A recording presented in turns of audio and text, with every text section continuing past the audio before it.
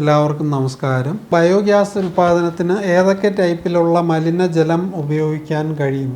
മലിനജല സംസ്കരണത്തിന് ബയോഗ്യാസ് പ്ലാന്റുകൾ ഉപയോഗിക്കുമ്പോൾ ആ പ്ലാന്റിൽ സംസ്കരിക്കാൻ ഉദ്ദേശിക്കുന്ന വെള്ളത്തിൻ്റെ ജൈവഘടന എന്താണ് എന്ന് മനസ്സിലാക്കി വേണം ബയോഗ്യാസ് പ്ലാന്റുകൾ പ്രവർത്തിപ്പിക്കുന്നതിന്. അത് പ്രധാനമായിട്ടും കെമിക്കൽസ് അമിതമായിട്ടടങ്ങിയതും ഡിറ്റർജൻസ് അധികമായി അടങ്ങിയതുമായ വെള്ളം ബയോഗ്യാസ് പ്ലാന്റ് ഉപയോഗിച്ച് സംസ്കരിക്കാൻ ശ്രമിക്കുന്നത് പ്രായോഗികമായിരിക്കില്ല.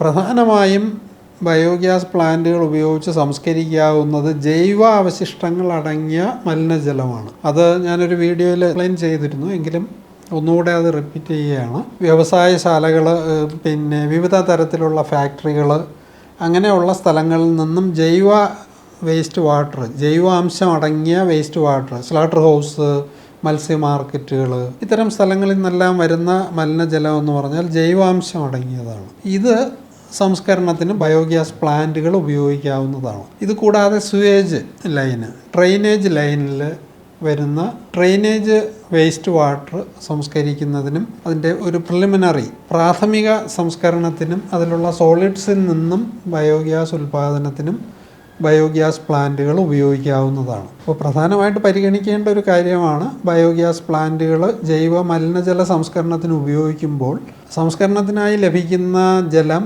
രാസ മാലിന്യങ്ങൾ അമിതമായിട്ട് അടങ്ങിയതോ അല്ലെങ്കിൽ ഡിറ്റർജൻസ് അധികമായിട്ട് അടങ്ങിയതോ അല്ല എന്ന് ഉറപ്പുവരുത്താൻ പ്രത്യേകം ശ്രദ്ധിക്കേണ്ടതുണ്ട്. ഇത്തരത്തിൽ ബയോഗ്യാസ് പ്ലാന്റുകളിൽ സംസ്കരിച്ചിട്ട് പുറത്തു വരുന്ന മലിനജലം, സംസ്കരിക്കപ്പെട്ട വെള്ളം എന്തൊക്കെ ആവശ്യങ്ങൾക്ക് ഉപയോഗിക്കാൻ കഴിയും? അതിൽ രണ്ട് കാര്യങ്ങളാണുള്ളത്. ഒന്ന്, ചെടികൾക്ക് വളമായിട്ട് ഇറിഗേഷൻ പർപ്പസിന് ഉപയോഗിക്കണമെങ്കിൽ അതിന് ബയോഗ്യാസ് പ്ലാന്റിൽ സംസ്കരണ ശേഷം പുറത്തു വരുന്ന വെള്ളം ഡയറക്റ്റ് ആയിട്ട് ഉപയോഗിക്കാവുന്നതാണ്. എന്നാൽ ജലസ്രോതസ്സുകളിലേക്ക് ബയോഗ്യാസ് പ്ലാന്റിൽ സംസ്കരണം കഴിഞ്ഞ വെള്ളം തുറന്നു വിടണമെങ്കിൽ അതിന് ഒരു സ്റ്റേജ് കൂടെ ശുദ്ധീകരണം ആവശ്യമാണ്. അതിന് സാധാരണഗതിയിൽ ഉപയോഗിക്കുന്ന എഫ്ലുവൻറ്റ് ട്രീറ്റ്മെൻറ്റ് പ്ലാന്റുകൾ അല്ലെങ്കിൽ വേസ്റ്റ് വാട്ടർ ട്രീറ്റ്മെൻറ്റ് പ്ലാന്റുകൾ ഉപയോഗിച്ച് ഒന്നുകൂടെ ശുദ്ധീകരിച്ചിട്ട് വേണം പൊതു ജലാശയങ്ങളിലേക്കോ ജലസ്രോതസ്സുകളിലേക്കോ സംസ്കരണം കഴിഞ്ഞ വെള്ളം തുറന്നു വിടേണ്ടത്. അത്തരത്തിൽ ചെയ്യുമ്പോൾ മാത്രമേ മലിനീകരണ നിയന്ത്രണ ബോർഡ്